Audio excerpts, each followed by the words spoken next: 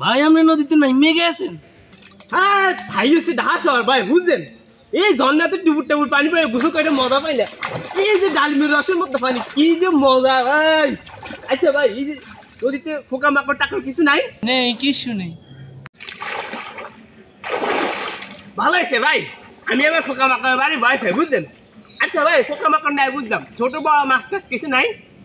না ভাই, ছোট মাছ, সাপ, পোকামাকড়, ব্যাং, ছোট মাছ, বড় মাছ কিচ্ছু নেই। এটা কোনো কথা ভাই? কি কন, এত বড় নদী, বড় মাছ, ছোট মাছ কিচ্ছু নেই? ওই বড় বড় কুমির আছে না, সব খাই ফেলায়। তা তো খাবেই সুযোগ পেলে। কিসে খায়? কুমির।